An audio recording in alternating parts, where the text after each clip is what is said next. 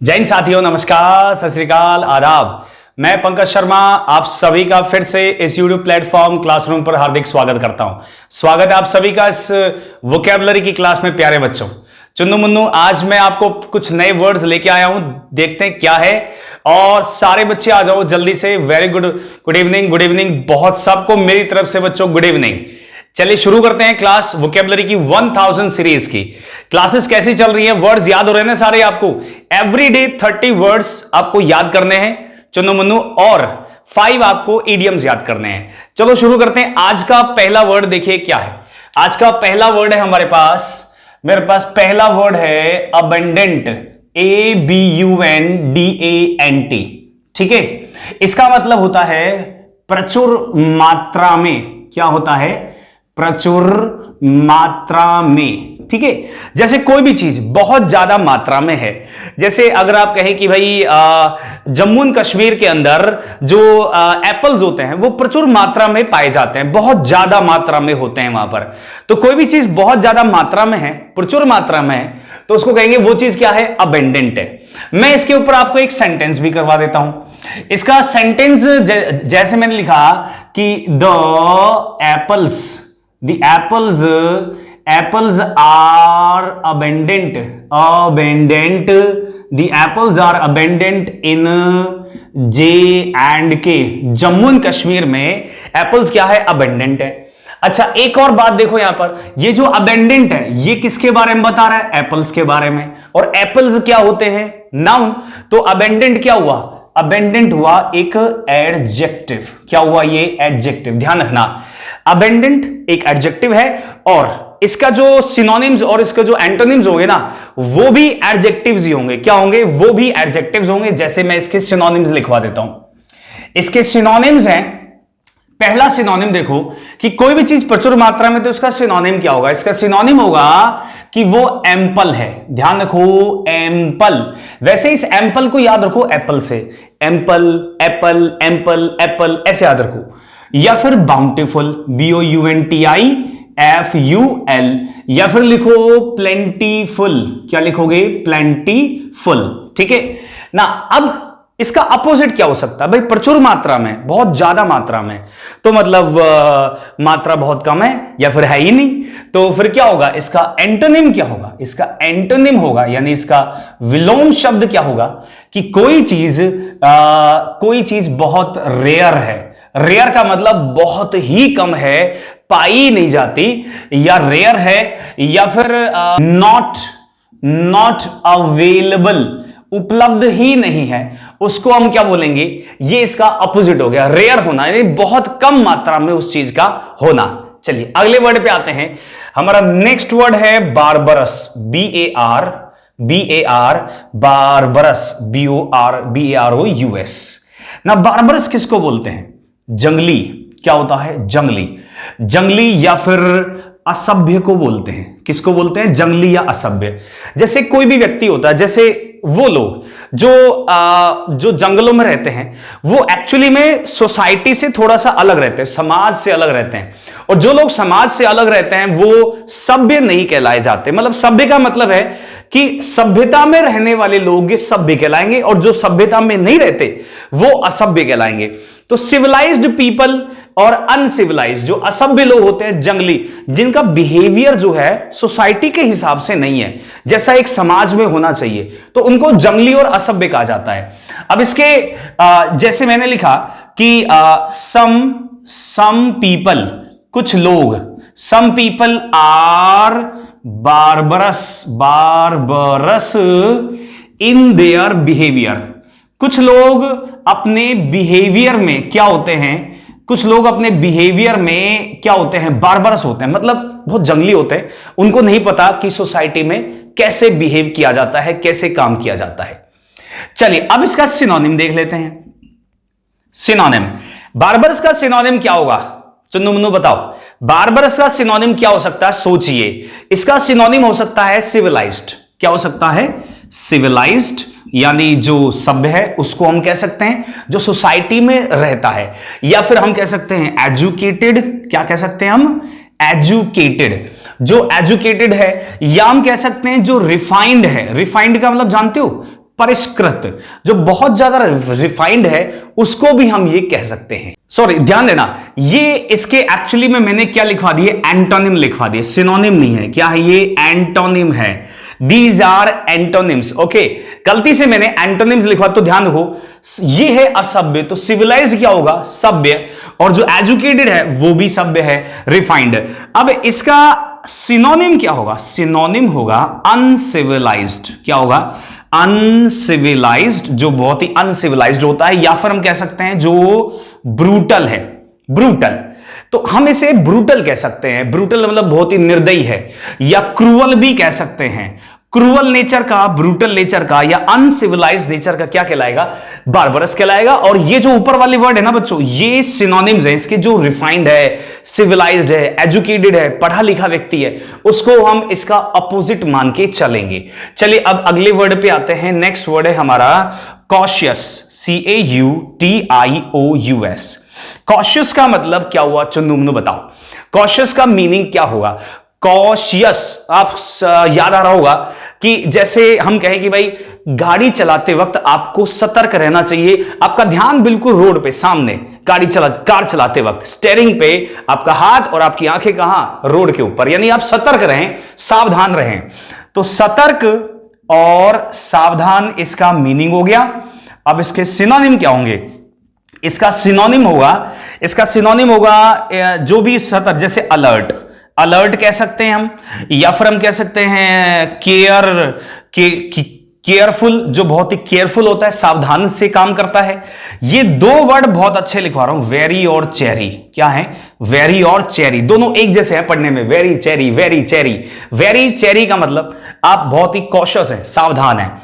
अब इसका अपोजिट क्या होगा? इसका अपोजिट का मतलब, इसका एंटोनिम क्या हो सकता है? अब सोचिए, सावधान का अपोजिट क्या होगा? असावधान, अर्थात केयरलेस। क्या होगा? केयरलेस, कि कोई व्यक्ति बहुत ज्यादा केयरलेस है, उसको हम बोलेंगे। और या फिर हम बोलेंगे कि वो केयरलेस है, नॉट अलर्ट, वो अलर्ट नहीं है।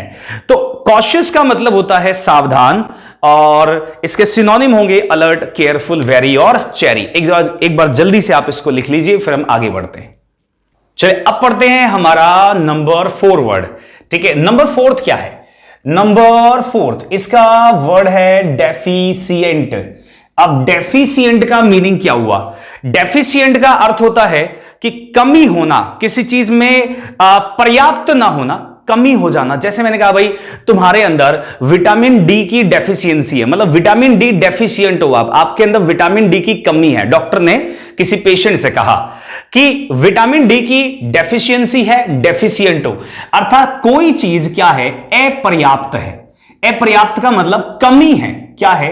कम है कोई चीज। विटामिन डी तुम्हारे अंदर कम है, विटामिन डी तुम्हारे अंदर क्या है? अपर्याप्त है, इसलिए तुम्हारी जो हड्डियां हैं वो कमजोर हैं। तो डेफिशिएंट क्या हुआ? एक एडजेक्टिव हुआ। ये भी क्या है बच्चों? It is also an adjective.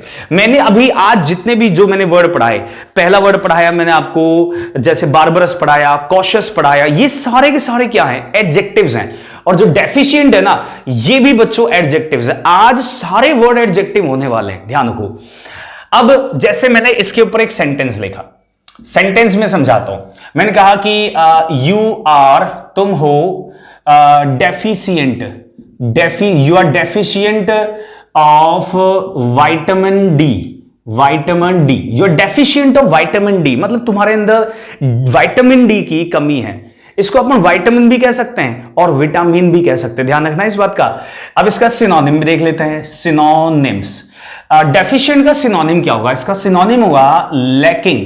Lacking का मतलब किसी चीज में कमी होना, या इनएडिक्वेट, इनएडिक्वेट यानी किसी चीज का अपर्याप्त होना, इनएडिक्वेट होना। ये इसके सिनोनिम्स है। या इसको हम कह सकते हैं इनकम्प्लीट। इनकम्प्लीट है कोई चीज, क्या है? इनकम्प्लीट है यानी पूर्ण नहीं है।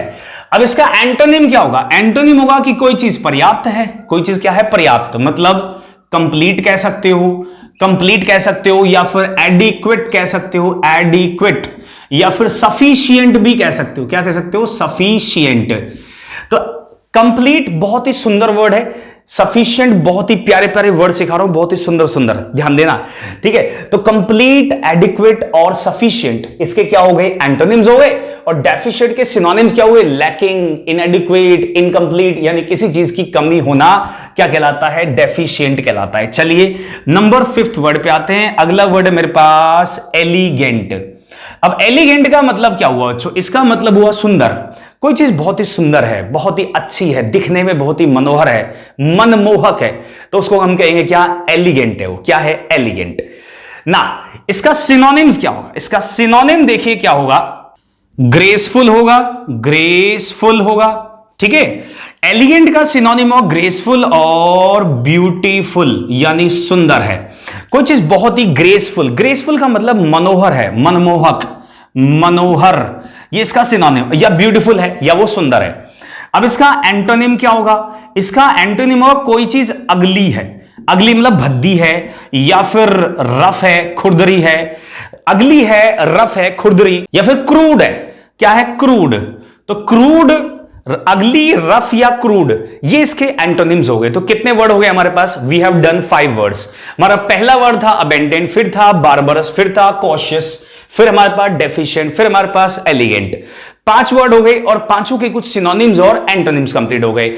जल्दी से हम अब बढ़ते हैं इडियम्स की ओर। आज के 5 इडियम्स देखिए क्या हैं। इडियम्स, अब पढ़ेंगे हम किसको? इडियम्स को। हमारा पहला इडियम है फ्लैश, फ्लैश एंड ब्लड। अब फ्लैश एंड ब्लड का मीनिंग क्या होगा? समझना, ब्लड का मतलब होता है खून और फ्लैश का मतलब होता है मांस। अब ये मुझे बताओ कि मांस और खून से कौन बनता है भाई? एक प्राणी बनता है, एक इंसान बनता है, ठीक है। इंसान हो गया, जानवर हो गया। तो फ्लैश एंड ब्लड का मतलब होता है ह्यूमन नेचर। क्या होता है? ह्यूमन। ह्यूमन नेचर का मतलब इंसानी प्रकृति। इंसान की प्रकृति को ह्यूमन क्या कहते हैं? फ्लैश एंड ब्लड कहते हैं। आप इसको ऐसे याद रखो भाई, हमारा फ्लैश यानी हमारा मांस और हमारा खून यानी हमारे अंदर क्या है? हमारी जो नेचर है, हमारे अंदर क्या है? खून और मांस। तो हमारे अंदर क्या है? नेचर, यानी हमारी जो प्रकृति है उसको क्या कहते हैं? फ्लैश एंड ब्लड कहते हैं उसको। चलिए अब अगले इडियम पे आते हैं। अगला इडियम है every dog, every dog has his day. इसको every dog has his day का हिंदी अर्थ क्या हो? इसका अर्थ है कि भाई हर कुत्ते का दिन आता है, हर कुत्ते का दिन आता है, ठीक है। ये बहुत ही ऐसी लाइन है जो लगभग हर कोई जानता है। इसका मतलब ये है कि गुड फॉर्चून मतलब अच्छी किस्मत, गुड फॉर्चून कम्स आती है, सूनर और लेटर मतलब कभी ना कभी आई जाती है। अच्छी किस्मत कभी ना कभी आई जाती है। Every dog has his day, हर कुत्ते का अपना दिन होता है, मतलब अच्छी किस्मत कभी ना कभी आ ही जाती है। चलिए अब हमारे पास अगला इडियम क्या है देखो, डच करेज, DUTCH, डच करेज। करेज का मतलब होता है साहस। क्या होता है? साहस। और डच का मतलब समझाता हूं बच्चों। डच करेज ये एक इडियम है। इसका मतलब होता है, आपने देखा होगा कुछ लोग शराब पीने के बाद में बहादुर हो जाते हैं कि बस मेरे सामने कोई नहीं है। तो लिकर अल्कोहल पीने के बाद जो बहादुरी आ जाती है ना, साहस, उसको कहते हैं डच करेज। अल्कोहल पीने के बाद जो साहस आ जाता है इंसान के अंदर, वो कुछ भी कर गुजरता है, उसको कहते हैं डच करेज। अर्थात करेज, करेज साहस आफ्टर ड्रिंकिंग अल्कोहल ड्रिंक करने के बाद जो साहस होता है उसको हम क्या कहते हैं? डच करेज बोलते हैं। चलिए अब बढ़ते हैं अगले इडियम की ओर। देखो क्या है, कट बोथ एंड्स। अगला इडियम है कट बोथ एंड्स। अब एंड्स का मतलब मैंने बताया था छोर, बोथ का मतलब दोनों। आप इसको ऐसे याद रखो, कट बोथ हैंड्स का मतलब क्या होता है? जैसे सपोज कीजिए कुछ लोग ऐसे होते हैं, जब 2 लोगों में झगड़ा हो रहा होता है तो वो क्या करते हैं? वो दोनों की साइड से आर्ग्यूमेंट करते हैं। हाँ तू भी सही है, तू भी सही है, तू भी गलत, तू भी गलत, यानी सही, दोनों को ही सही गलत बताते हैं और दोनों की ओर से ही आर्ग्यूमेंट कर रहे होते हैं। तो इसका मतलब कट बोथ, बोथ का मतलब क्या होता है? दोनों, दोनों छोर से। अच्छा एंड्स का मतलब क्या होता है? छोर होता है, ये मैंने कल पढ़ाया था आपको। तो दोनों साइड से क्या करना? आर्ग्यू करना। मींस आर्ग्यू का मतलब तर्क वितर्क करना। Argue from both sides, sides का मतलब होता है तरफ, दोनों साइड से क्या कर लेना? आर्ग्यू करना, कट बोथ एंड्स कहलाता है। चलिए अब आते हैं अगले इडियम पर। अगला इडियम है ब्रोकन रीड। क्या है? Broken, BROKEN, broken, BROKEN। Broken read का मतलब क्या हुआ बच्चों? इसको ऐसे याद रखो, ब्रोकन का मतलब होता है टूटा हुआ। क्या होता है? टूटा हुआ। और रीढ़ का मतलब आप इसको रीढ़ की हड्डी मान के चलो, जो हमारी रीढ़ की हड्डी होती है ना, उससे, कि रीढ़ की हड्डी टूटी हुई है। अच्छा मुझे बताओ, अगर किसी व्यक्ति की रीढ़ की हड्डी टूटी हुई है, क्या वो खड़ा हो सकता है? नहीं। वो अपने पैरों पे खड़ा नहीं हो सकता। क्या वो दूसरे की मदद कर सकता है? नहीं।